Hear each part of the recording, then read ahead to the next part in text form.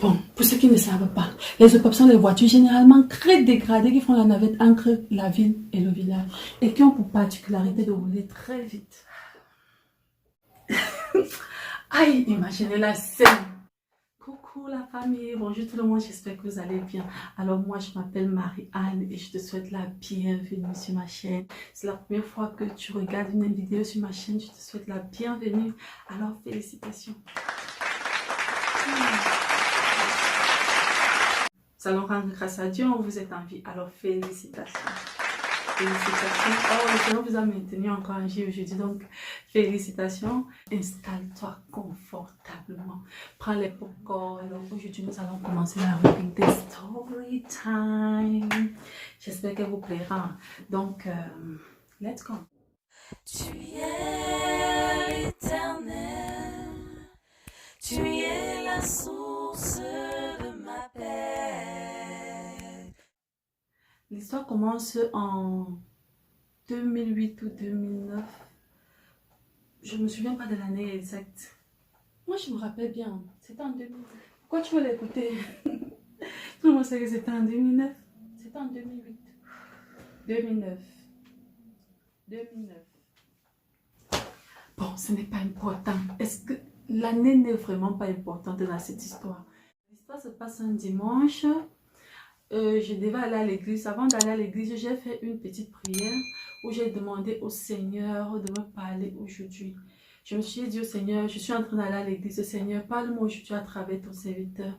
Parle-moi pour que je puisse changer un domaine de ma vie, pour que je puisse m'améliorer quelque part, que je ne rentre pas de bredouille à l'église. Je ne suis pas de ce genre de personnes qui sont incapables de répondre à une question qui est posée du genre Marie-Anne, qu'est-ce que le pasteur dit à l'église aujourd'hui?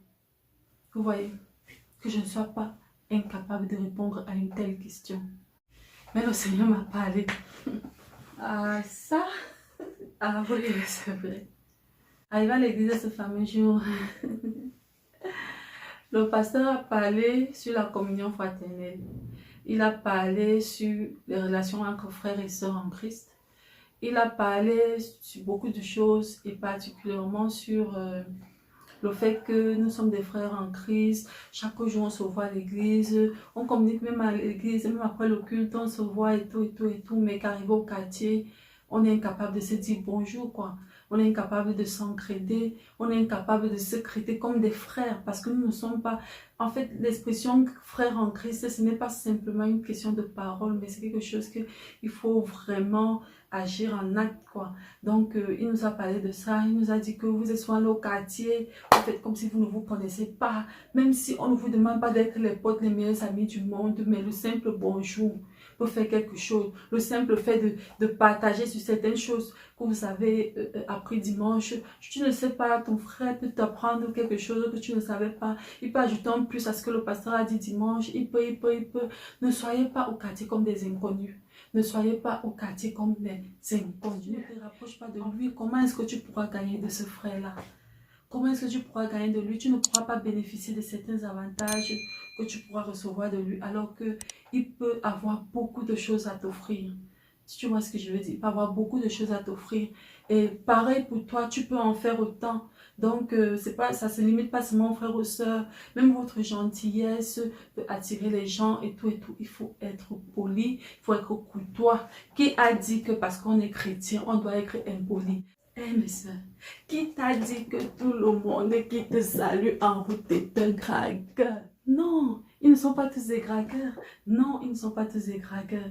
Parfois, c'est juste des gestes de courtoisie. Parfois, c'est juste la politesse. On est en Afrique, ma soeur. Ici, chez nous, en Afrique, on se salue. Chez nous, ici, en Afrique, on se salue. Tu croises quelqu'un en route, tu dis bonjour, même si c'est quelqu'un que tu ne connais pas. Ce jour, j'écoutais attentivement le pasteur. J'écoutais ce qu'il disait, j'écoutais la prédication. Je l'écoutais attentivement et j'ai vraiment été bénie par le message. Je rends grâce à Dieu. Alors, l'histoire aurait pu s'arrêter là. Marie-Anne, il y a une suite. Oui, il y a une suite. Alors, raconte-nous, j'ai trop hâte. Bon, après le culte, on a commencé à causer avec les soeurs de l'église, les tatas de l'église, les tontons de l'église. En fait, vous savez tous comment ça se passe avec les frères de l'église, vous savez. J'ai l'impression que après le culte, on n'a pas souvent envie de se séparer. Donc, voilà. Alors quand on a fini, je suis partie, il fallait que je rentre à la maison. J'ai traversé la route, c'était pas très loin de l'église, là j'ai traversé la route. Je suis allée attendre mon taxi. Alors en attendant mon taxi, il y avait mon frère qui était juste placé à côté de moi, un frère en Christ qui était là à côté de moi. Nous avons pris le même taxi puisque nous allons à la même destination parce que nous habitions le même quartier. Nous étions dans le même quartier. Devinez quoi? On se croisait au quartier. On ne se disait même pas bonjour. Et Seigneur, on se croisait au quartier, on ne se disait même pas bonjour. Au quartier, on se croisait comme les autres peuples. Et pour ceux qui ne sont pas camerounais, comment est-ce que je vais vous expliquer la signification d'OPEP? Bon, pour ceux qui ne savent pas, les OPEP sont les voitures généralement très dégradées qui font la navette entre la ville et le village et qui ont pour particularité de rouler très vite. Alors, comme tout client d'un taxi qui se respecte, j'ai mis la main dans mon sac pour prendre l'argent que je donnerai au taxi plus tard lorsque j'arriverai à destination. Alors, je cherche l'argent, je ne vois pas. Je fouille. Je fouille, l'argent est où? Je ne vois pas. J'ai fouillé. Allons se connaître, tu es sûr que tu as bien fouillé? Et ma soeur, je te dis que j'ai fouillé. Je te dis que j'ai fouillé, je n'ai pas vu. J'ai fouillé.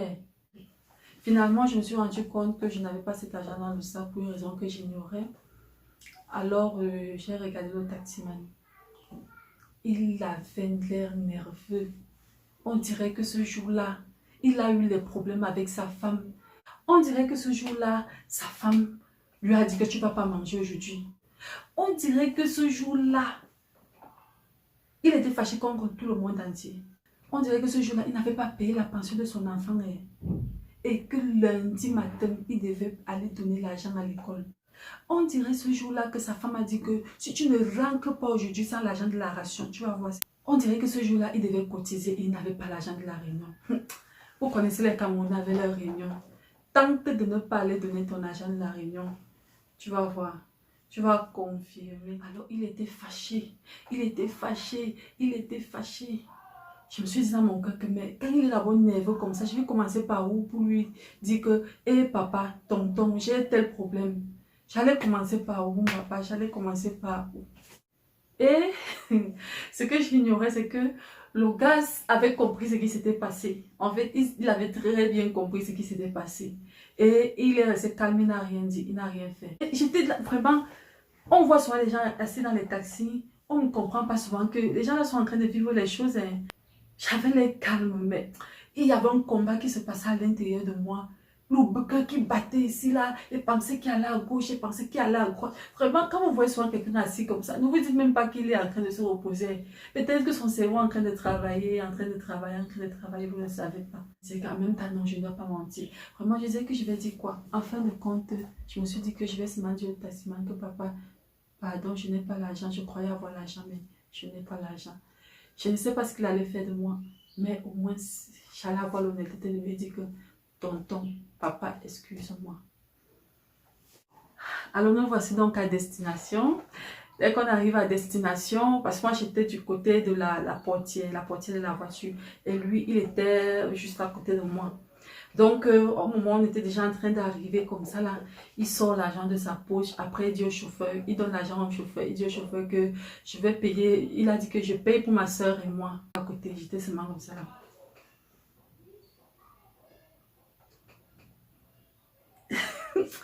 Aïe, imaginez la scène, l'expression sœur qu'il a utilisée là. J'ai ressenti une certaine affection. Il n'a pas dit pour ma voisine et moi. Il n'a pas dit que pour la fille qui est assise à côté de moi là et moi. Il n'a pas dit pour la fille ci et moi, mais il a dit pour ma soeur et moi. C'est ce mot sœur là vraiment, ça m'a tellement touchée. Vraiment, mes frères et sœurs, on peut se dire que c'est quelque chose de simple, que non, c'était simplement l'argent de taxi, mais ça allait au-delà de ça. C'était une grande petite comme ça là, mais c'est tellement grand. C'est tellement grand. Une leçon d'humilité, une leçon de fraternité, une leçon d'amour. D'amour. Alors là, quand il descend, alors quand j'ouvre la portière de la voiture, je vois mon argent. Donc quand j'étais en train de chercher l'argent là, Vous vous rappelez quand je cherchais l'argent et quand je secouais mon sac là, non? Quand je t'avais de secouer mon sac, l'argent est tombé. Et quand l'argent est tombé, l'argent est parti s'accrocher à côté de la porte. Et là, j'avais déjà dit merci. Je lui ai dit merci beaucoup, mon frère. Il me dit que il m'a répondu, je t'en prie. Et il est descendu de la voiture. Moi, en ouvrant la portière, quand j'ai donc ouvert la portière, je suis sortie.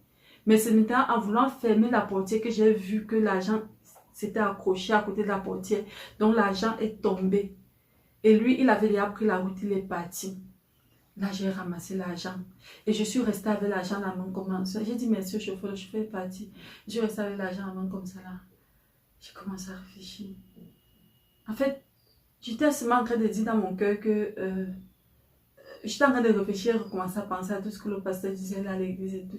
C'est là que je me rappelle de tout. Donc, apparemment, dans tout ce qui s'était passé à l'église là, tout ce qu'on avait dit là, donc j'ai comme l'impression que ça s'est arrêté au niveau de la porte de l'église. Parce que là, arrivé à ce moment-là, c'est là que tout est la prédication. Donc, ça passait comme ça, comme devant une télévision, devant un écran, tout est revenu. Je suis rentrée à la maison le jour-là. Quand je suis rentrée, je marchais même, vraiment, je marchais en traînant les pas. J'arrivais à la maison, je suis restée là comme ça, là, je me suis assise. Et j'ai commencé à réfléchir dans mon cœur, réfléchir dans mon cœur. Et c'est pendant que j'étais assise à la maison, au salon, après le culte, quand j'ai pris la nourriture à table pour que je voulais commencer à manger et tout, c'est là que je me rappelle que ce matin, j'ai fait une prière où j'ai dit au Seigneur que Seigneur, parle-moi aujourd'hui sur un domaine de ma vie que je vais changer. J'ai dit au Seigneur, j'ai envie de changer tel ou tel domaine. Je veux changer un domaine dans ma vie, je ne sais pas lequel, mais Seigneur, parle-moi aujourd'hui à travers la bouche de ton serviteur. J'ai dit, Seigneur, parle-moi aujourd'hui à travers la bouche de ton serviteur. Je ne sais pas de quelle manière est-ce que ça se fera, je ne sais pas. Mais Seigneur, parle-moi. Je ne sais pas dans quel domaine cela se passera. Seigneur, parle-moi. Parle-moi aujourd'hui à travers la bouche de ton serviteur. Et lorsque que je me suis rappelée de cela, et j'avais la cuillère à main comme ça, j'ai déposé la cuillère, j'ai commencé à prier. C'est vrai, je suis une princesse, je suis une princesse de Jésus, c'est vrai. Mais Jésus nous enseigne l'humilité. Hein. Jésus nous enseigne l'humilité. Beaucoup de choses que j'ai remarquées chez nous les chrétiens, c'est que parfois on écoute la parole à l'église et parfois on lit la Bible, on n'essaie pas de comprendre, on n'essaie pas de contextualiser cela dans nos vies. Parfois on a seulement l'impression que vraiment ce sont les histoires extraordinaires, Abraham, Isaac et Jacob. Tu peux te dire comment est-ce que je peux me servir de cette histoire que je vois dans la Bible, dans ma vie, dans ma propre vie à moi. Demandons la capacité à Dieu de mettre cela en pratique. Parce que vraiment, cette force ne viendra pas de nous. Parce que l'ennemi fera tout pour nous en empêcher. Il fera tout. Il va nous tirer par les cordes. Il va essayer de tout faire et tout et tout. Et nous savons que vraiment par notre force physique, par notre force charnelle, nous ne pouvons pas. Mais avec la force de Dieu, nous pouvons. Avec la volonté de Dieu, nous pouvons.